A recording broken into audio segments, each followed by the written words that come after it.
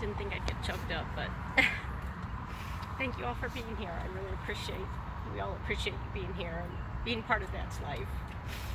You know, he's been gone for a little while now, and just flooded with emotions again as his birthday was a week ago, and then Father's Day, and realized that he's not there anymore, but I know he's looking down at us and still taking care of us, and he's, as I say, he's now my angel.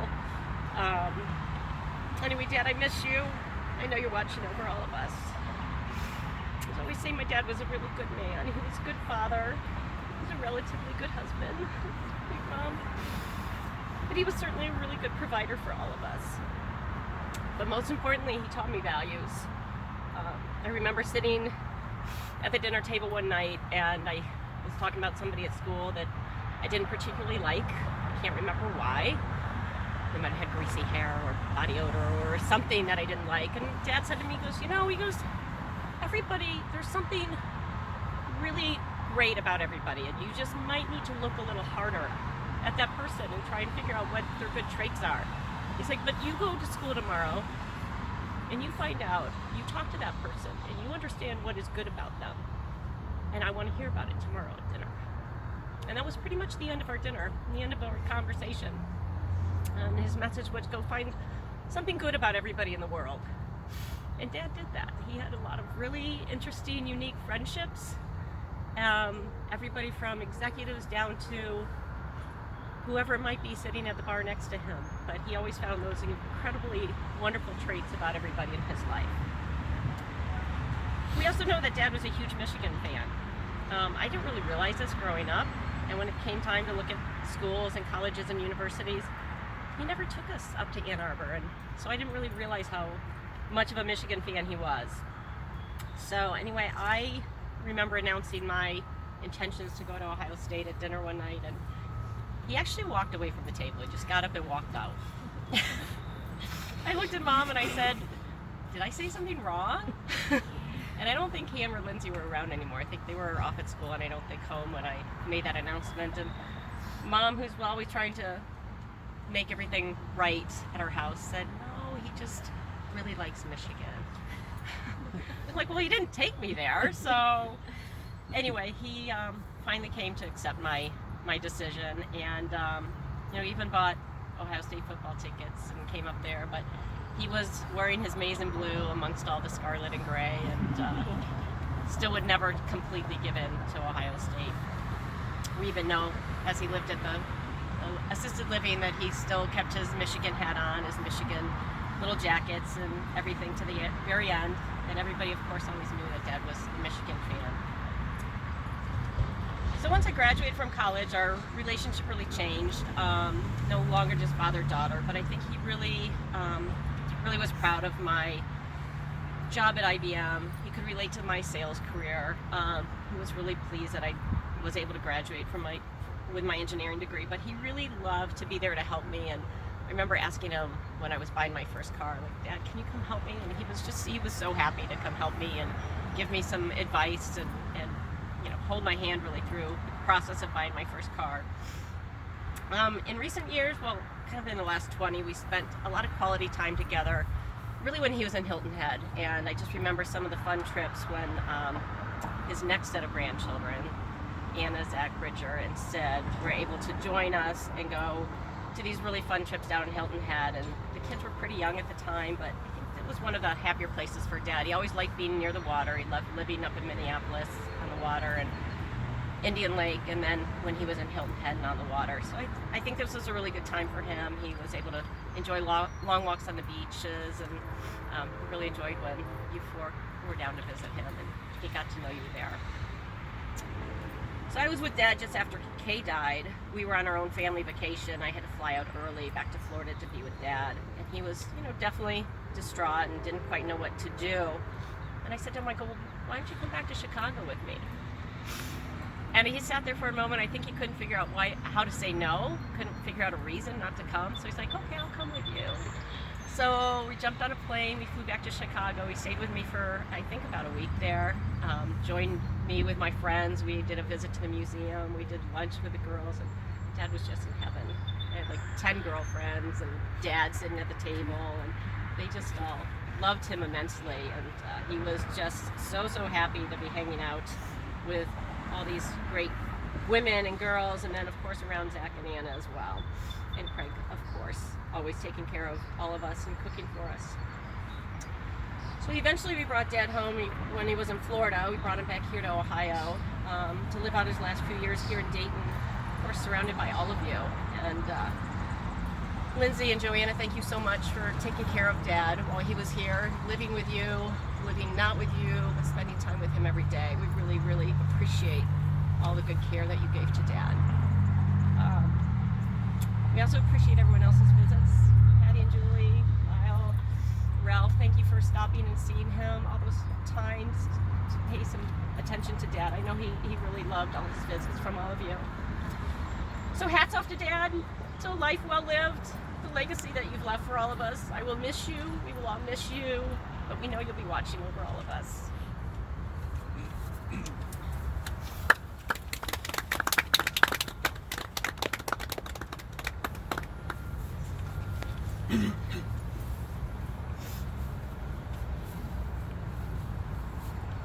Trying to go big high tech here. I didn't print a piece of paper, so give me a minute here.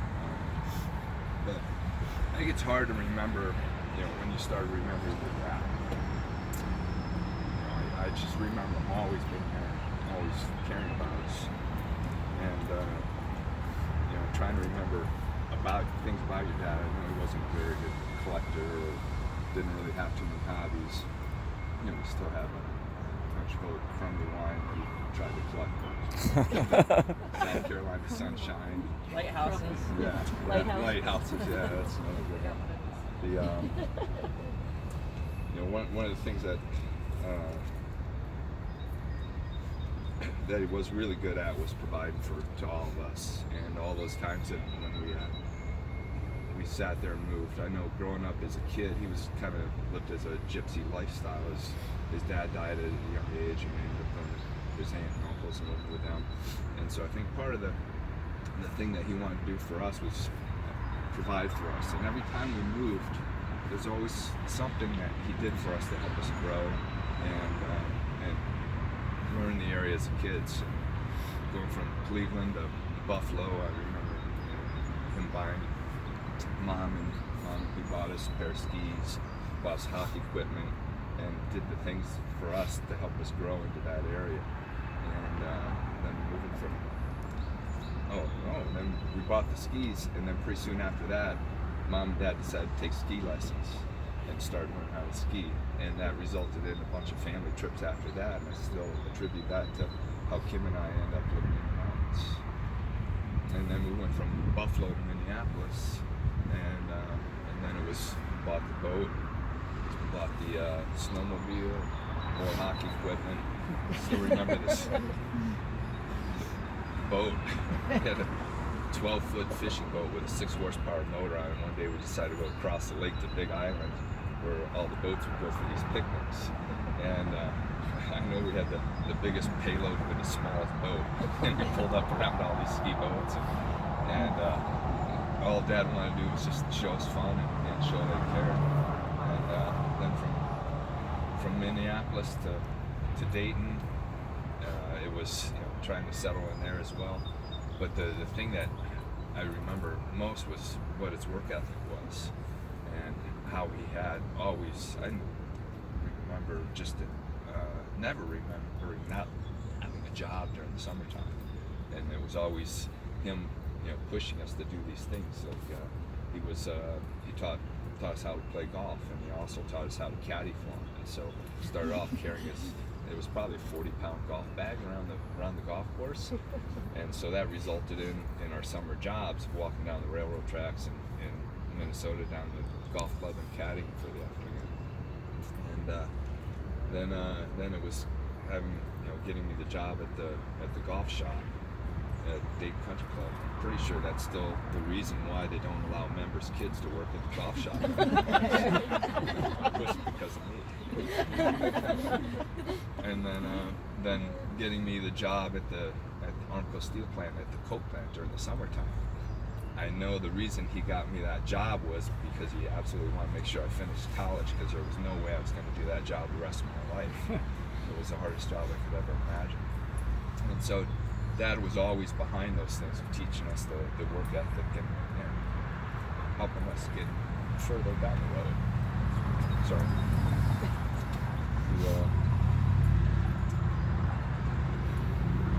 I haven't learned how to keep my phone on, so. One of the things that we got out of the hockey was a lifelong sport, and I know how much time and expense it takes, and he kept us going in this thing, and it's one of the things that Lindsay and I have enjoyed all our lives. And thanks, Mom, for hanging in there all those times that you spent with us, going across the country to all those games. And then, I don't know that he was always behind me. I never really focused on being there. It was always one of the things I wanted to do, was I always wanted to make sure he knew what I was doing, and that he was proud of what I was doing. I know who I am because of who he is, who he was. So, thanks.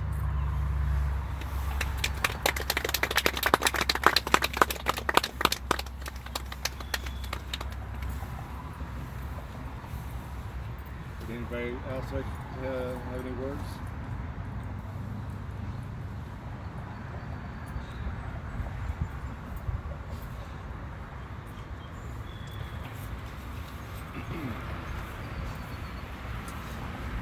Hey everybody, thanks for coming. Been working on a speech for a little while, so if I run back over some things they've said, so be it. But thanks again for coming all this way. As you guys all know, Jim was witty and outgoing. This made him a favorite among practically everybody he met. There was a moment not too long ago, he's in Brighton Gardens. Concierge looks at him and says, "Jim, your barn door's open." He goes, "Don't worry about it. That horse isn't going anywhere." It used to work. He always had to get the most out of every moment. He was always trying to find the balance between keeping others happy and being satisfied with himself and his effort. That's probably why he was so frustrated towards the end of his life. He knew what he wanted to say or do, but so often he just wasn't able to. I think we all feel that way about certain aspects of our lives, especially as we grow older.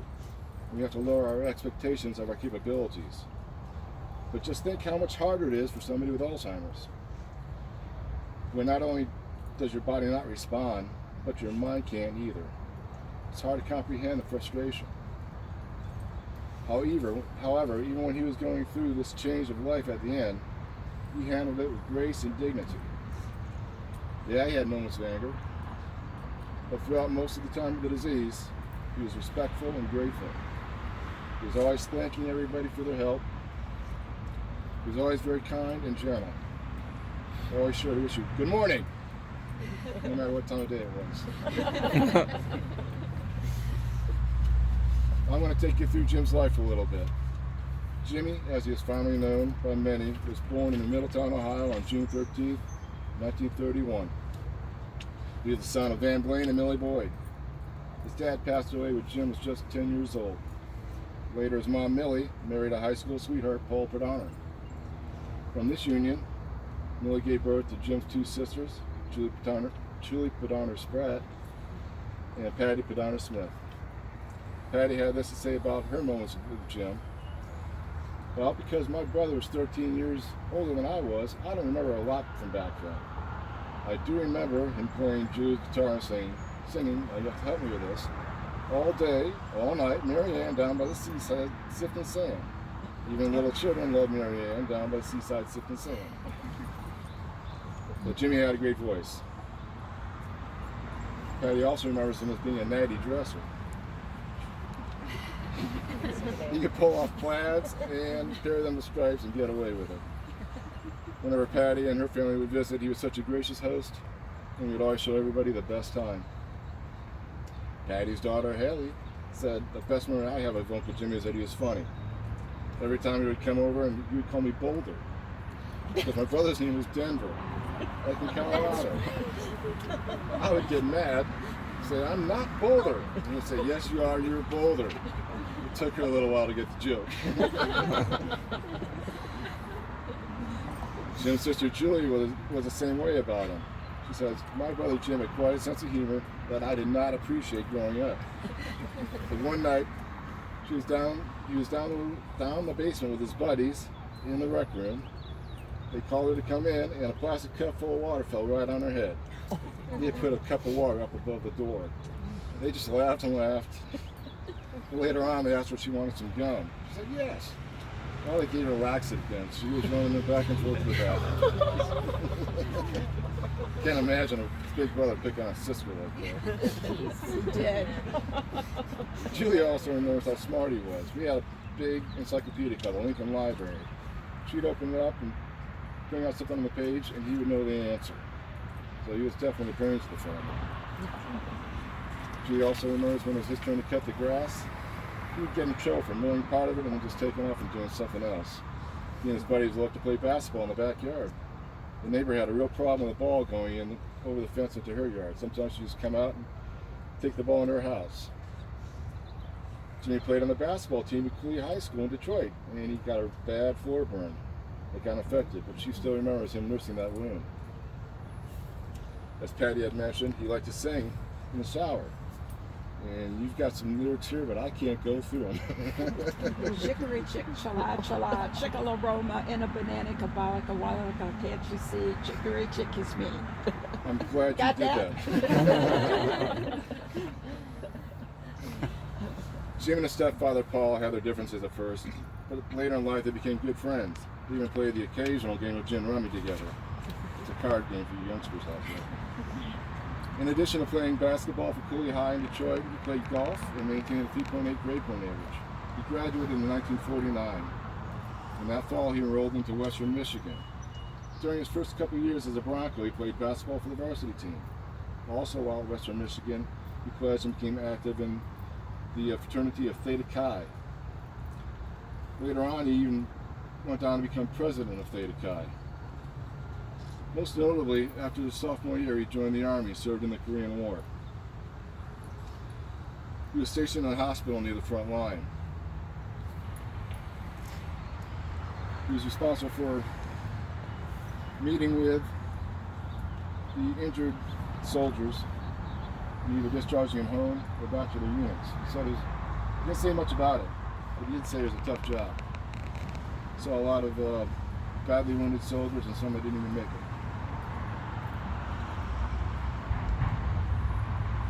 He and so many of his generation fought in that war. They performed incredibly difficult jobs in extremely unforgiving circumstances. It's part of the reason we felt it was appropriate to have his memorial service right here, where Jim and all the heroes from the Korean War are honored.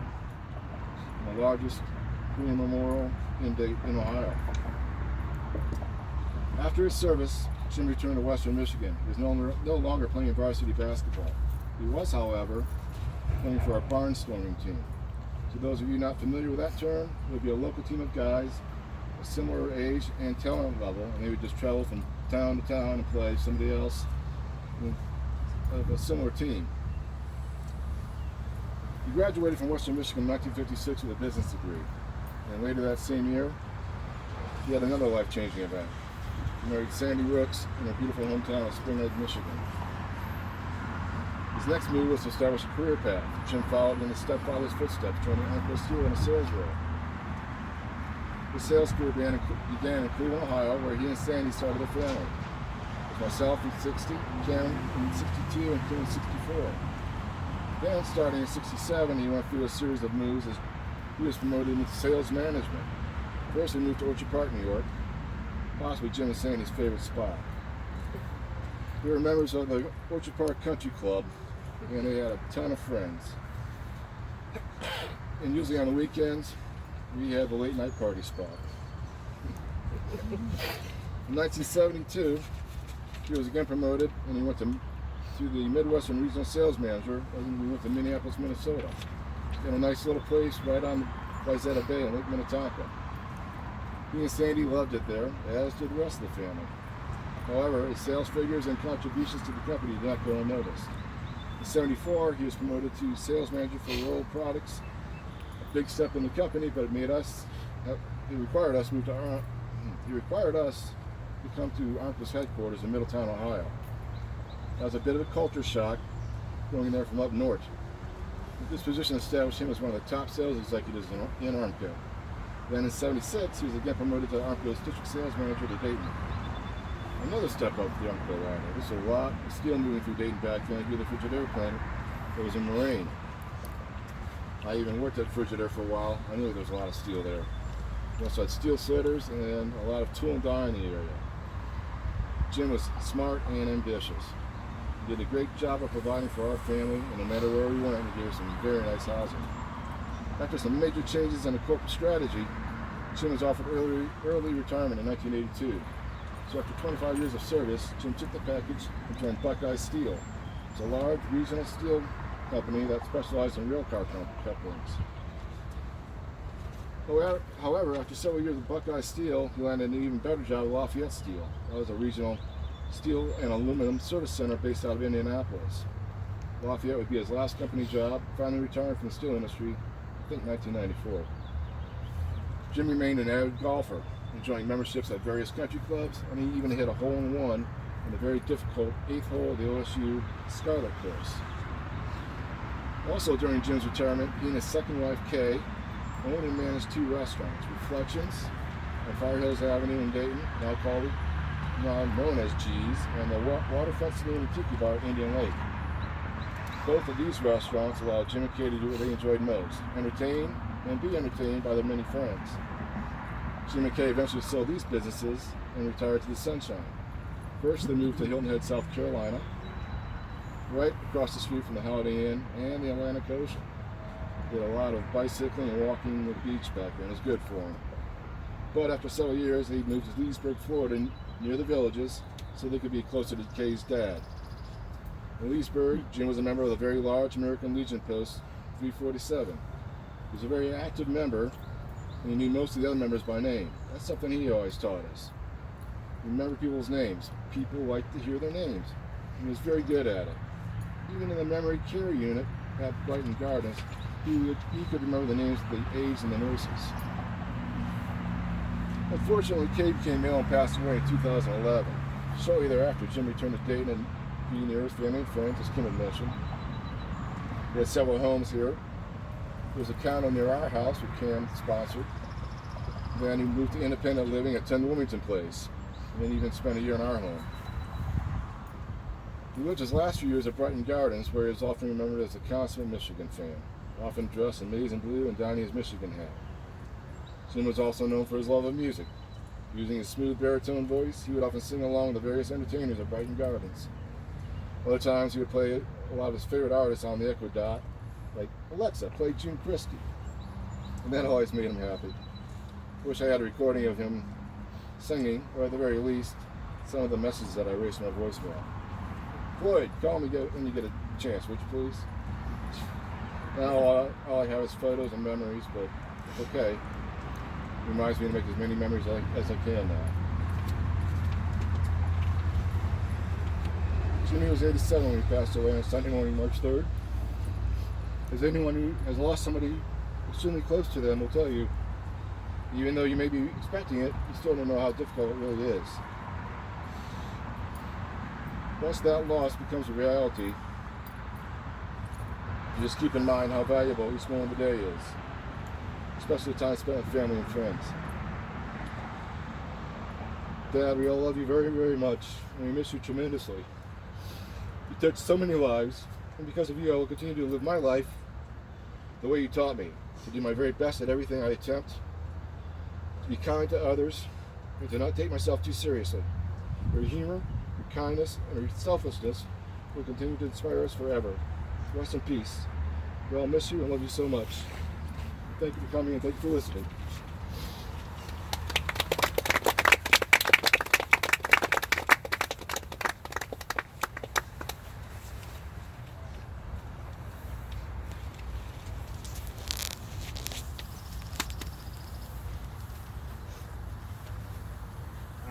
say but wow. You know, as a dad myself, I can't imagine having 3 children stand up and say such amazing things about your dad is a tribute that we just can't repeat. And I've been doing this for about 30 years, and if I could, Cam, you get the award for the most amazing sport jacket ever sent me. But thank all 3 of you for being able to do that for your dad. And as we close today, 87 years is kind of hard to wrap our heads around. You think about how much he saw change over the course of his lifetime, just in the way that we treat each other and technology and industry and all the things that he must have seen. But to me, there's a big difference between being a human doing and a human being. You know, if we were to meet for the first time over coffee, it would be very common for us to ask each other, probably in the first 2 minutes, so what do you do? Because we attach a lot of our identity to whatever we do occupationally. But what we don't ask a lot is, who are you? What do you believe in? What do you value? How do you see life? And everything that we've heard here today was way more about Jim as a human being, even though he was a very, very successful human being. I loved hearing about his career and how successful he was, and how much responsibility he passed on. But what we heard today was a tribute to a man who did as much as he could to live his life well for all 87 of those years. You know, it touched me. Lindsay had told me that he'd been struggling with Alzheimer's, and I remember when I was in high school, I didn't go to church, but I went with this youth group to a local nursing home, and we all adopted a grandparent that we saw every Wednesday night. And my adopted grandma was a lady named Charlotte, and she struggled with memory issues. They called it something different back then. But I loved visiting Charlotte because you never knew what story she was going to tell.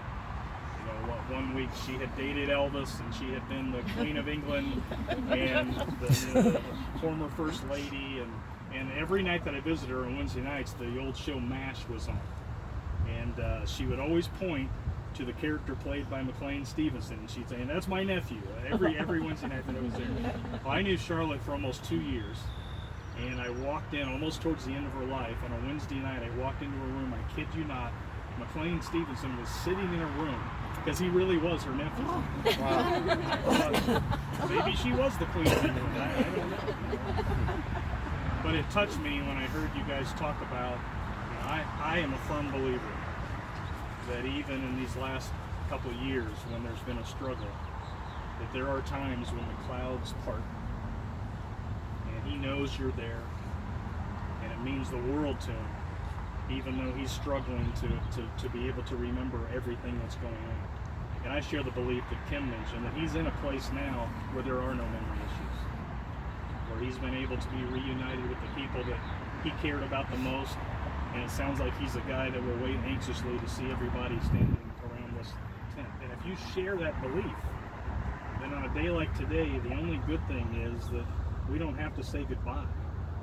You can just simply say, "We'll see you later," and mean it. And that's a hope that we can all live with. So thank you so much. If you're like my family, sometimes the only time we get to be together is at a wedding or at a funeral like this. So I hope that you get to enjoy the time that you have together today, because family is so important. Thank you so much for what you've done to the 3 kids. Thank you so much for your trip that you paid. I'd like to close with a reading, and then our time here will be done. The reading says, "To the living I am gone, to the sorrowful I will never return. To the angry it may seem like I was cheated, but to the happy, please know that I am finally at peace. And to the thankful I have never left. I cannot speak, but I can still hear you. I cannot be seen, but I can be heard. So whenever you stand in a quiet place, please take time to remember me. Remember me in your heart and in your thoughts, the memories of the times we've loved, the memories of the times we've shared.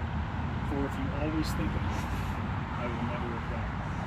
Let's close with a little prayer. God, I thank you for bringing us this holy collision to this special place in honor of so many lives and so many families who've gone before us. And we thank you for Jim and the way that he lived his life and the legacy that he's leaving behind in the lives of everybody standing in this circle here today. I pray safe travels as we all leave, and for the time together, the more memories that are shared. And we thank you that we've been able to call time out on our busy lives to pay tribute to a gentleman who surely deserves it.